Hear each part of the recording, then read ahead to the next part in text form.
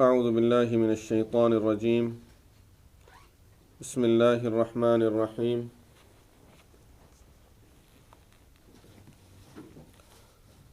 وإذا النفوس زوجت وإذا الموءودة سئلت بأي ذنب قتلت وإذا الصحف نشرت وإذا السماء كشطت وإذا الجحيم سعرت وإذا الجنة أزلفت علمت نفس ما أحضرت صدق الله العظيم.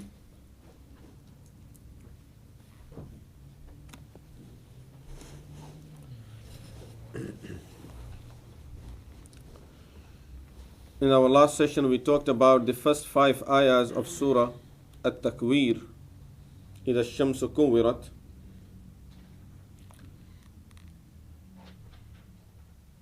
And as I mentioned, that in those 5 ayahs, the 6 things that are mentioned there, in fact 6 ayahs that we talked about, all the 6 things that are mentioned in these 6 ayahs will be at the time, they will take place at the time of the first blowing in the trumpet. Going quickly over these things, Allah subhanahu wa ta'ala says, إِذَا الشَّمْسُ كُوِّرَتْ, when the sun will be overthrown, وَإِذَا النُّجُومُ انْكَدَرَتْ, when the stars will lose their light, وَإِذَا الْجِبَالُ سُيِّرَتْ, when the mountains will be moving or will be made to move, وَإِذَا الْعِشَارُ عُطِّلَتْ, when the 10-month pregnant camel will be neglected, وَإِذَا الْوُحُوشُ حُشِرَتْ, when the wild beast will be brought together, وَإِذَا الْبِحَارُ سُجِّرَتْ, when the oceans will overflow. There is a hadith in Tafsir al-Alusi, Tafsir Ruh al-Ma'ani, the author of the name is Imam Alusi rahmatullahi alayh. He narrates on the authority of Ubay bin Ka'b radiyallahu anhu that he said,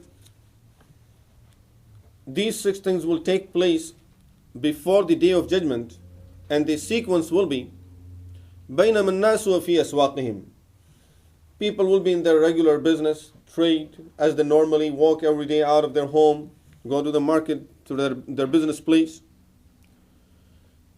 إِذْ ذَهَبَ ضَوْءُ الشَّمْسِ, all of a sudden, the sun will lose its light. Of course, when the sun will lose its light, so people will see the stars, so in the daytime will become like a night. فَبَيْنَمَا هُمْ كَذَلِكَ إِذٍ كَدَرَتِ النُّجُومِ, as they will be in the same situation, the stars will lose the light. As people will be afraid by the situation that they are facing, بينما هم كذلك إذ وقعت الجبال على وجه الأرض, as they will be in that situation and everything is dark, the sun and the stars have lost the light, the mountains will start falling down on the earth, on the ground. Because of the falling of the mountain, the earth will start shaking. And as we know that these mountains are to hold the earth in the place, to stabilize the earth, they are like nails, as Allah subhanahu wa ta'ala says that in Surah An-Naba, عَمَّا يَتَسَاءَلُونَ, وَالْجِبَالَ أَوْتَادًا, Watad is a nail. We have made the mountains as nails. So the mountains will start falling down, they will be breaking apart. And because of the falling of the mountains, the earth will start shaking. Because of the shaking of the earth, all the people will be afraid, and people will start running here and there. Jinns will come to human beings, and human beings will be talking to jinns, because this will not be anything of fear anymore, because everyone is afraid, and they're afraid of something different now. So these people, all of these jinns and ants, will be talking to each other, and all the beasts, animals, birds will come towards the human beings because they would like to get refuge somewhere. And everything is falling apart. So finally, as all of them will get together, jinns will say to the human beings that you people cannot go there too fast to find out the news. Let us go and find out the news. And as Rasulullah sallallahu alaihi wasallam says in the hadith, Shaitan has his throne on the ocean, in the water. So jinns always, they stay close to the water or in the oceans. So they will go towards the ocean to see if they can find someone over there to get the news from. As they would get over there, they will see all the oceans are caught on fire. There is nothing other than fire in the oceans. As they will be in the same situation, they will see the earth breaking apart. Up to now, the only thing that was in place was the earth. Now the earth will start breaking apart, and all of a sudden a wind will blow with a strong noise that will take people's life, and that will be the day of judgment, which is the second blowing of the trumpet, or the first blowing of the trumpet. So this will be the sequence of these, as Ubay bin Ka'b radiyallahu anhu have narrated it. So after these things will take place, the day of judgment will take place. This will be the day of Qiyamah. We need to remember the difference between the day of Qiyamah and the day of judgment. The day of Qiyamah is the day that every person will die, and the last day of this universe. Then the people will be brought to life, and that will be Yawm al-Hisab.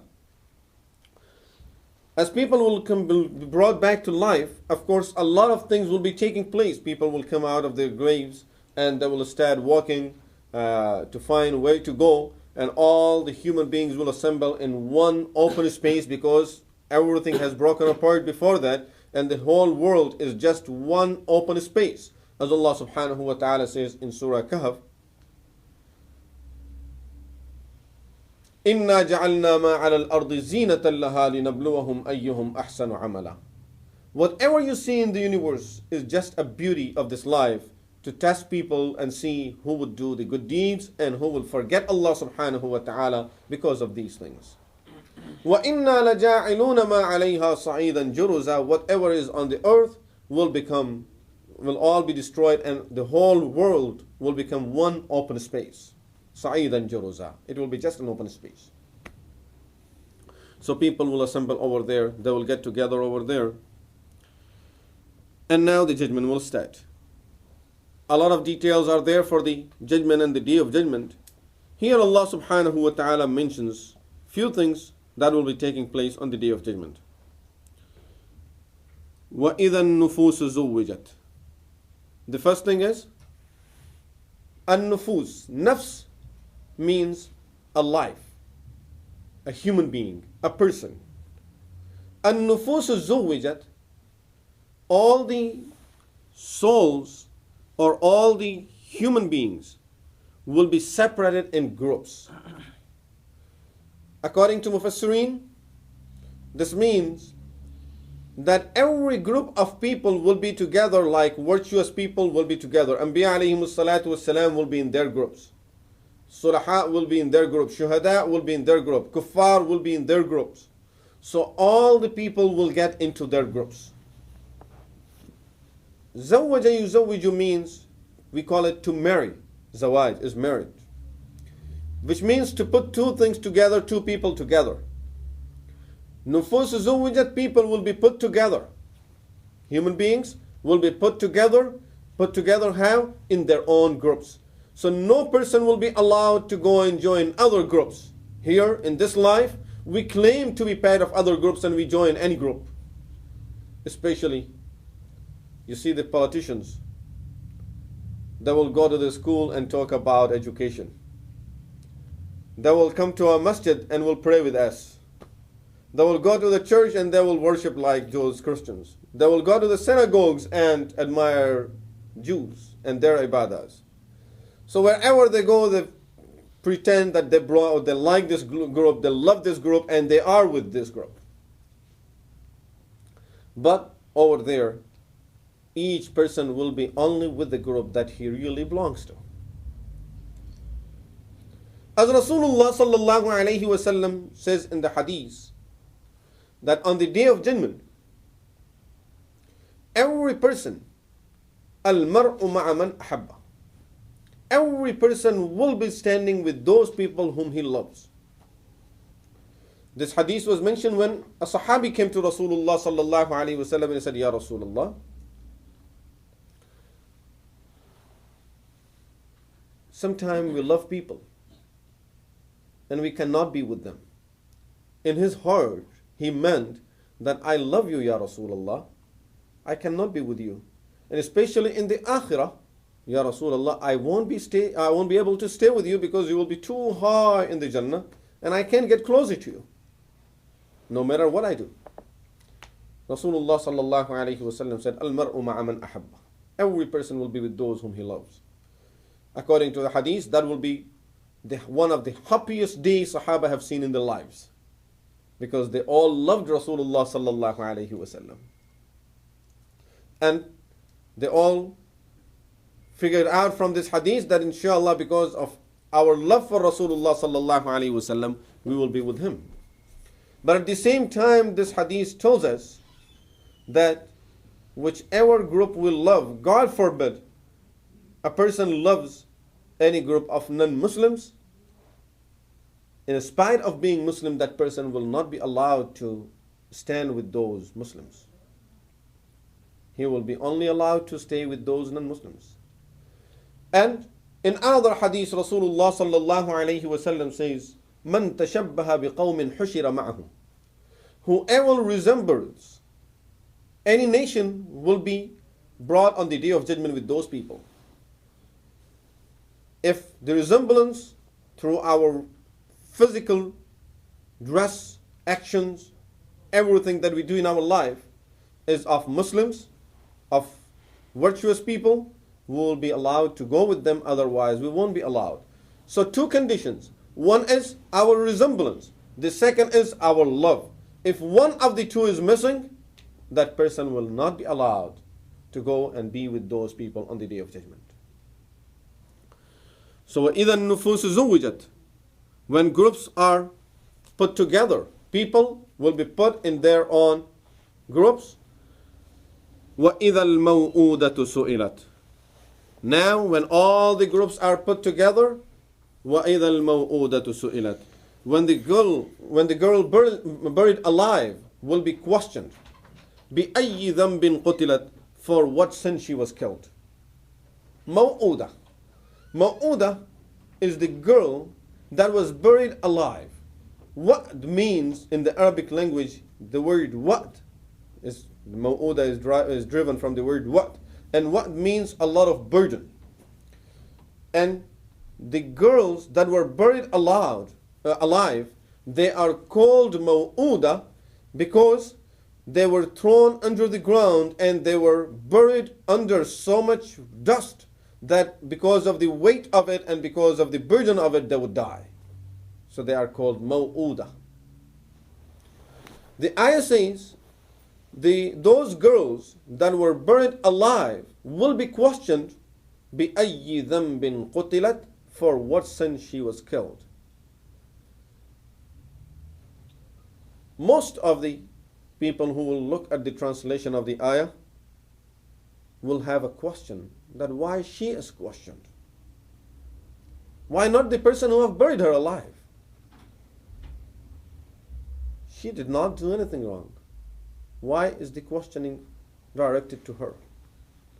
Allah subhanahu wa ta'ala is pointing in this ayah to a very important fact. And the fact is, in this life, we do so many things to those people who can never do anything back to us and have no witnesses, no way of proving what was done to them. If they would speak, no one would listen to them.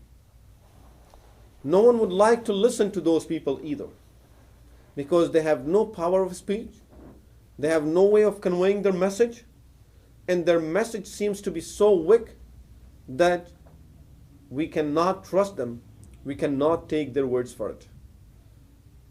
Allah subhanahu wa ta'ala on the day of judgment, according to this ayah, is telling us that He is going to bring even the wickedest person in the world that was punished and was done wrong to the person, even that person will be brought to justice, and justice will be given to even those people on the day of judgment, that even though the fathers buried them alive and they had no witnesses, no one to talk on their behalf, on the day of judgment, many of them won't even know what was done to them exactly, but because it's the day of judgment, they know exactly what was done to them because it's the day of judgment. In this life, if you would ask them, what is it that your father is doing it to you, they won't even know that this is exactly what the father means to do.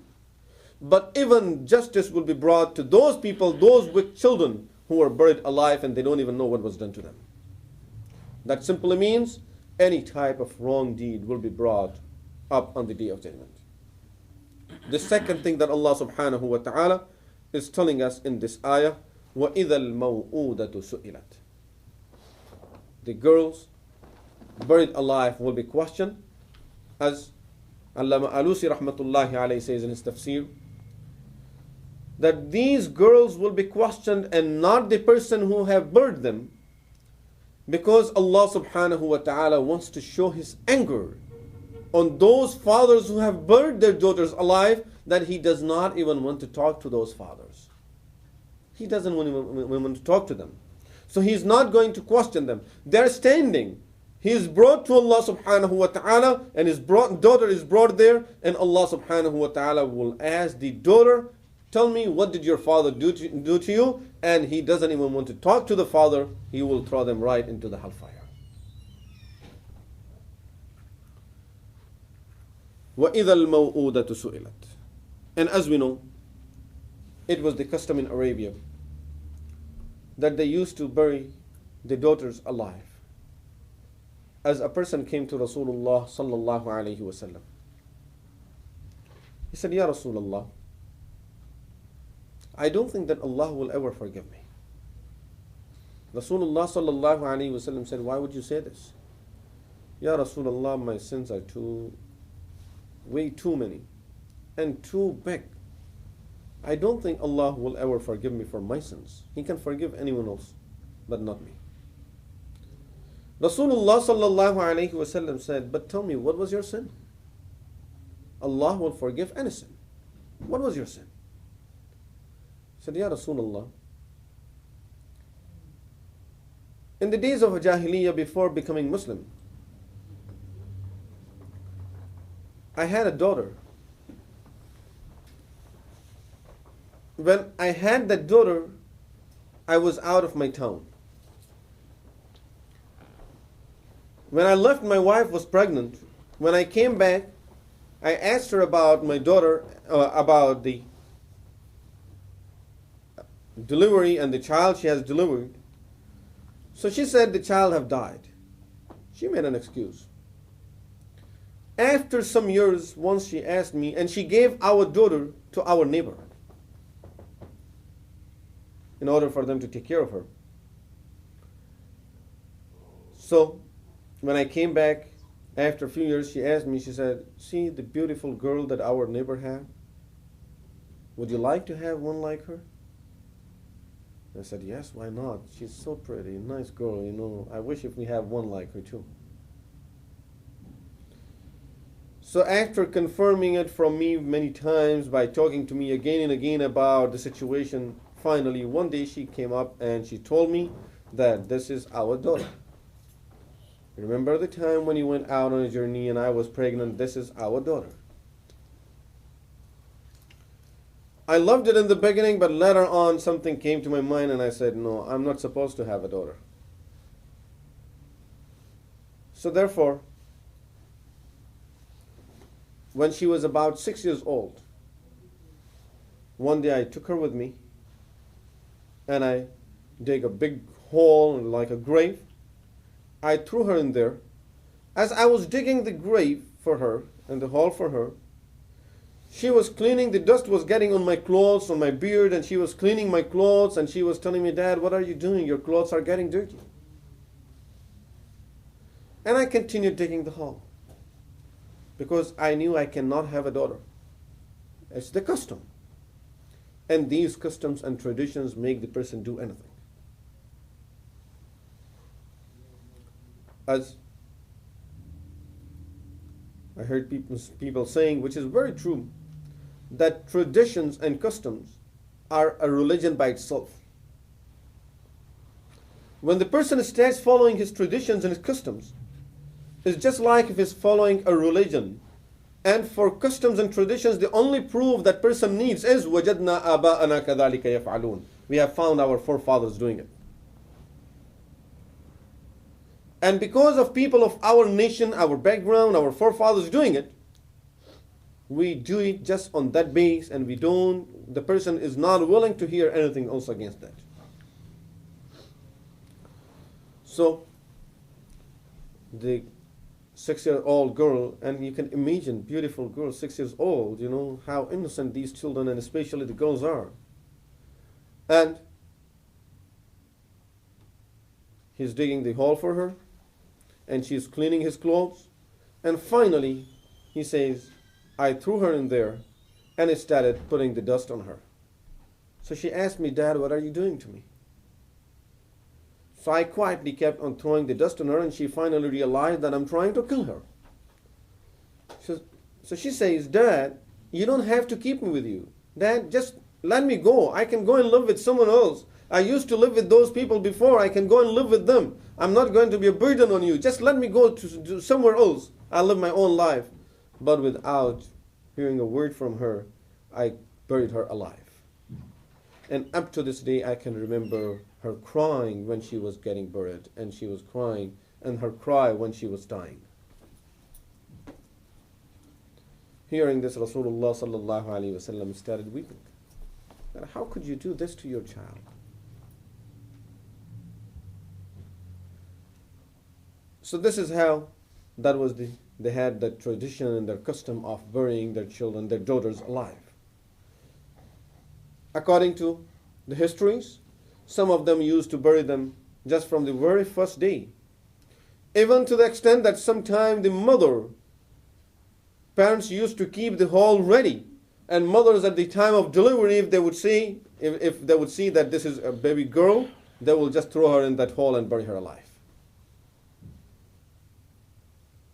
Imagine the rudeness. And even though we feel that these things can never be repeated, but if we look at the news of today, we'll find out that thousands of children are killed alive just the same way. And because of the chemicals through the new weapons that they are throwing, thousands of children are suffering of burns and different diseases that people like us, human beings like us, are causing it, and they are doing it, and they are celebrating that they have done something great. It's happening today in our age. And we also know that thousands of children are getting sold in order for the people to get the parts of their body and sell different parts of their body and use them for different researches and for different treatments. Why? Because the researches were important. They have to continue with their knowledge and with their science. And thousands of children get stolen from their parents, from different places. Sometimes parents are so much in burden that they have to sell their children, and all what they do to them is kill these children to get different parts of their body. The beauty of Islam from the very first day has told us that this type of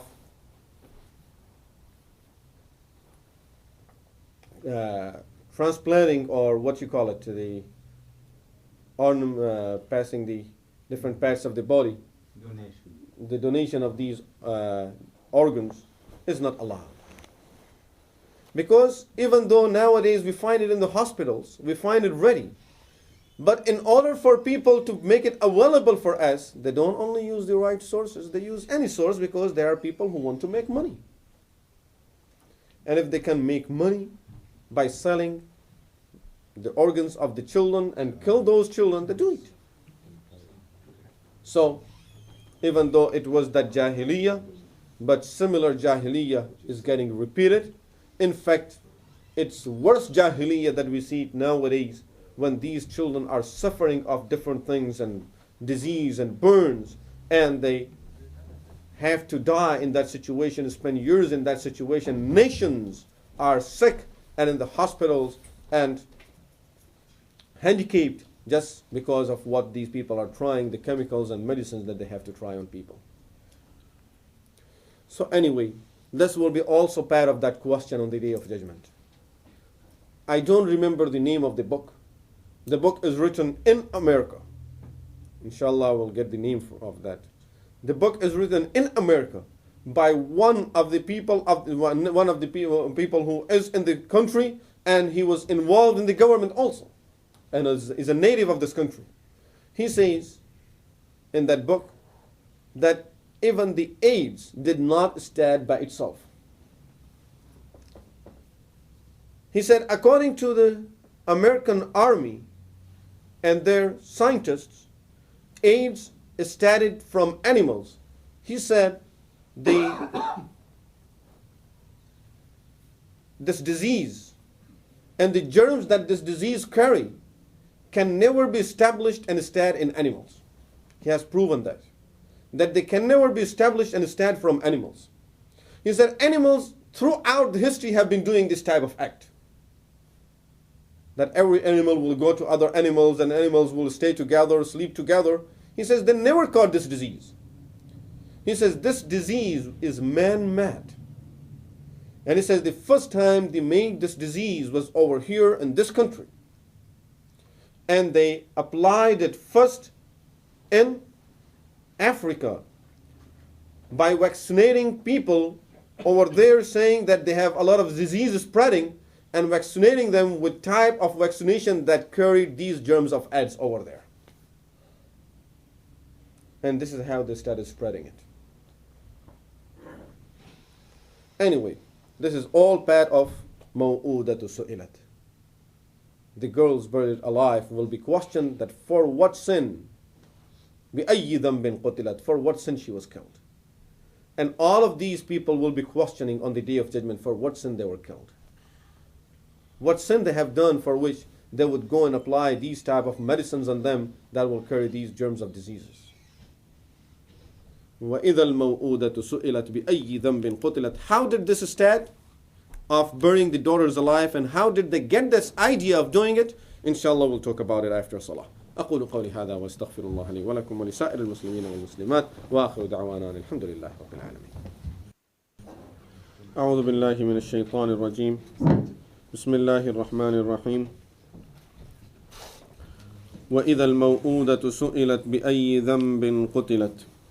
We were talking about those girls that were buried alive, that they will be questioned on the Day of Judgment, that for what sin they were buried alive. And I mentioned the reasons that why she will be questioned and not the one who have buried her. As I said before Salah, there is one more point that we need to discuss in regarding to the subject, which is how did the Arabs get this idea of burying their daughters alive?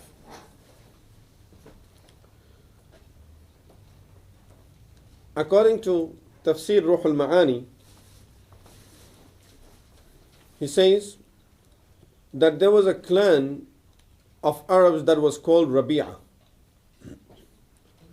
Once another clan attacked this clan of Rabi'a, and the daughter of their leader was also captured by the enemies.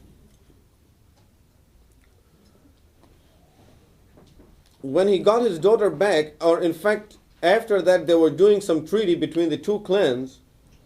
So one of the conditions in the treaty was that they have to return that girl back to this leader. So the daughter has to come back to her father. So the opposition said, instead of this, we would put that they would question, they will give the girl the choice to go back to her parents. So they agreed to it, and of course the father agreed to that because he knew that my daughter would come back to me and she will never accept to stay with her enemies.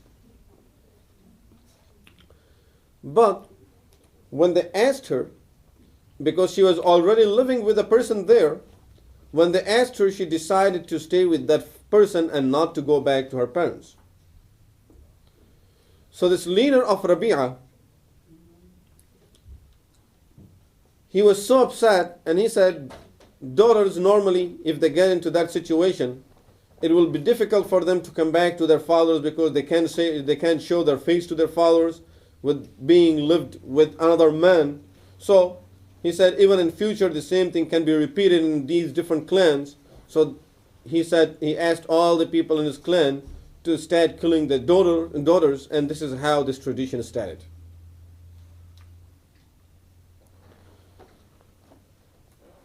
In other words, if you would like to make it simple, we might say that instead of finding the right way of educating their daughters and protecting their daughters and the respect and the honor of their daughters, they started killing them.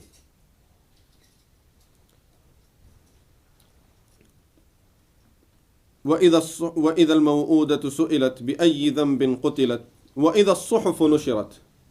When the books, and books means books of deeds, good and bad. وإذا الصحف نشرت. When the books will be laid open, all the books will be in front of the people. Whatever we have done in our life, everything will be there in front of us. As Allah subhanahu wa ta'ala says in Surah Kahf, that on the day of judgment, as people will see their books of deeds, وَوُضِعَ الْكِتَابِ فَتَرَى الْمُجْرِمِينَ مُشْفِقِينَ مِمَّا فِيهِ. Wrongdoers will be afraid of whatever is in the book, the contents of the books, because it will have each and every sin that we have committed in our life. وَيَقُولُونَ, and those wrongdoers will say, مَا لِهَذَا الْكِتَابِ, what type of book is this? لَا يُغَادِرُ صَغِيرَةً وَلَا كَبِيرَةً إِلَّا أَحْصَاهَا. It has brought every big and small. Everything that was big and small that we have done in our life, it's over there. Allah subhanahu wa ta'ala says, وَوَجَدُوا مَا عَمِلُوا حَاضِرًا. Allah did not add anything into that book. وَوَجَدُوا مَا عَمِلُوا حَاضِرًا. Whatever they have done, they will find it in front of them.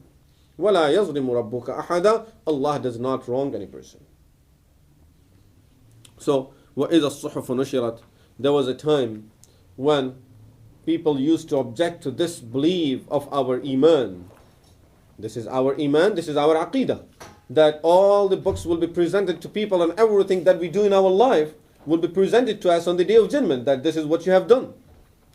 There was a time when people used to object that where does your Lord keep all of these books? Each person must have millions of pages. And if all of this is getting written, then you need big storage for that. People are tired of keeping their file cabinets for the small offices, and they don't have space to keep all the files. And here we are saying each and every deed, each and every word that a person have done in his or her life will be written in that book, and all of those books are being saved and they are presented, they will be presented. But nowadays the computer have solved this problem. That a small chip of the computer has the whole library, can carry the whole encyclopedias of hundreds of volumes. So this tells us that anything that seems impossible, which is nothing impossible, is out of that dictionary of Allah subhanahu wa ta'ala. There is nothing in that dictionary called impossible. And things that seems to be difficult to us, we have to realize Allah subhanahu wa ta'ala does those things in His ways. And if we can invent a small chip that have all of these informations, Allah subhanahu wa ta'ala does not even need that much chip to keep the record of the whole universe. He doesn't even need that much of chip to keep the record of the whole universe. So, and same thing with every other thing that normally people would object to because of the lack of understanding. And of course, many times because of the limitations of our sources of knowledge, we cannot go beyond our limits. And Allah subhanahu wa ta'ala has no limits. For us, outside of this wall and underneath this carpet is all hidden. We don't know none of these things. I don't even know what's under the carpet. Might be something harmful. I don't know it. But Allah subhanahu wa ta'ala's knowledge is not limited to this carpet or what's under the carpet or even what's beyond that. There is no limit of the knowledge. One of my teachers used to give a beautiful example, and I love that example. He used to pick his pen out when he would talk about unseen things by human beings and the knowledge of Allah subhanahu wa ta'ala. He used to take his pen out and tell us that, see the ink that's used in this pen? He used to say that Allah subhanahu wa ta'ala knows at what time, in which rain it came down. How did it travel? In which ocean did it go to?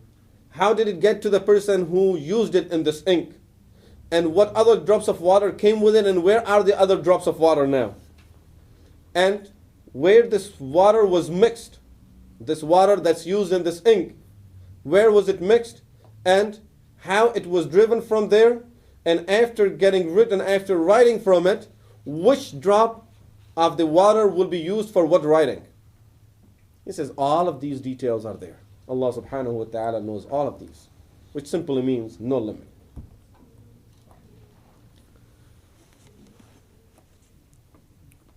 وَإِذَا الْمَوْءُودَةُ سُئِلَتْ بِأَيِّ ذَنْبٍ قُتِلَتْ وَإِذَا الصُّحُفُ نُشِرَتْ. All the books of deeds will be laid open. وَإِذَا السَّمَاءُ كُشِطَتْ. And when the heaven will be opened.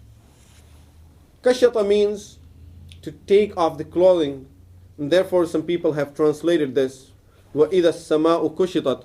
They have translated as, and when the heaven shall be stripped off, which simply means opened.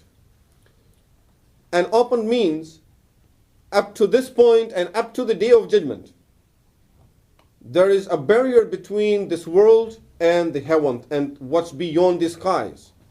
All of these barriers will be taken away. Now everything will become one, because we all now will be going back to the same place. And now there is no barrier between, these won't be two different worlds anymore. It will all become one. وَإِذَا السَّمَاءُ كُشِطَتْ. The heaven will be open. And which simply means, once the heaven is open, then وَإِذَا الْجَحِيمُ سُعِّرَتْ. People will see the hellfire, and hellfire will be lighted. There will be even more fire to it. وَإِذَا الْجَنَّةُ أُزْلِفَتْ. And the paradise will be brought closer. As Allah subhanahu wa ta'ala says in another ayah of Quran al-Kareem, وَأُزْلِفَتِ الْجَنَّةُ لِلْمُتَّقِينَ غَيْرَ بَعِيدٍ. And the paradise will be brought closer to the people, to the virtuous people, لِلْمُتَّقِينَ غَيْرَ بَعِيدٍ. It won't be far from them. So, as-samā'u kushitat, the heaven will open, Jannah and Jahannam, everything will be in front of the people now. And nothing will be hidden from us. So everything that's hidden now, it will be visible to us at that time. عَلِمَتْ نَفْسٌ مَا أَحْضَرَتْ. Once people will see that, every person will know what he has done and what he has brought. مَا أَحْضَرَتْ. أَحْضَرَ يُحْضِرُ means what you have brought. So every soul will know what he have brought or what she have brought, which simply means we all will know each and every deed of our life, will remember everything that we have done in our life, and this brain won't be forgetful anymore. That might be the day that all of us wish if I cannot remember none of these things. Today we hope that our brain becomes excellent and the memory becomes excellent. We don't forget anything in our life, even though we have to realize that even forgetting is sometimes a great blessing of Allah subhanahu wa ta'ala. Otherwise, if all the hardships that we have in our life, our parents dying, sometimes many of us might have lost our father, our parents, grandparents, or sometimes different relatives, different hardships in the life, if we never forget those things, we'll always be in hardship. So sometimes forgetting is good also, but of course not as much as at least I can say about myself, I forget. We forget too much nowadays. But on that day, nothing will be forgotten. And people will remember everything that they have done.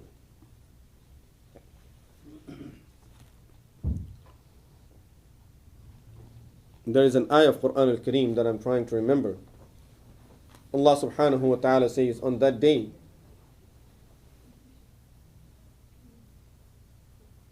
people will be hoping, I can't remember the exact wording, people will be hoping if there was a big distance, the distance of the whole world between them and their deeds.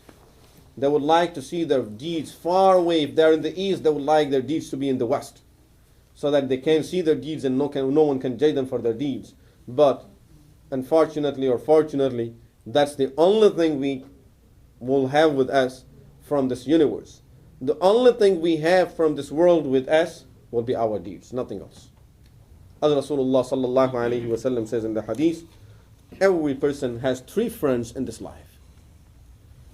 One friend leaves him as soon as he dies. The second friend joins him up to his grave.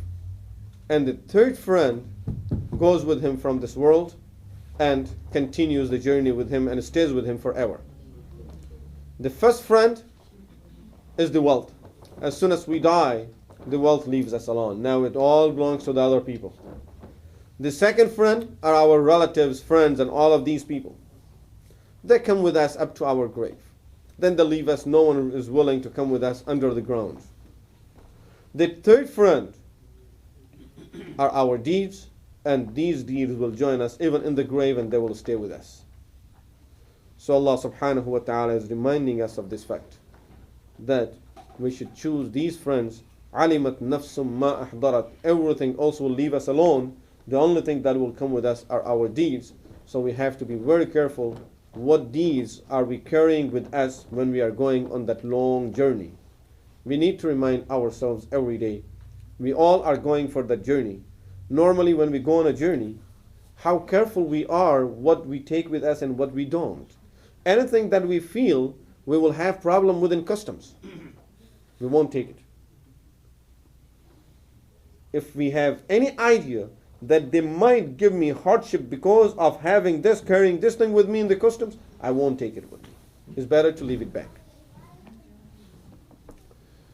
Also, anything that we feel that will be too heavy and too much burden and I have to travel all of this distance, we won't take it with us because it's too heavy and I don't want to carry all of this burden with me. We got to remember, the longest journey we have is the journey of Akhirah. And over there, we will have to carry all of our deeds. And these deeds, they will be very heavy if they are bad deeds. On our shoulder, they will be very heavy. And we will have to carry them on our shoulders on the Day of Judgment. And if the person cannot carry them, then the only place, wal-ayazu billah, for that person is the hellfire. So, this is what we have to judge ourselves for, that what are we carrying from this life into the akhirah? What is it that we are taking with us? And what is it that we are preparing ourselves to judge, to be judged for by Allah subhanahu wa ta'ala on the Day of Judgment. May Allah subhanahu wa ta'ala give all of us tawfiq to follow the virtuous life in this life, and to follow the good deeds and the sunnah of Rasulullah sallallahu alayhi wa sallam, and the good morals of Rasulullah sallallahu alayhi wa sallam. أقول قولي هذا وأستغفر الله لي ولكم ولسائر المسلمين والمسلمات وآخر دعوانا الحمد لله رب العالمين.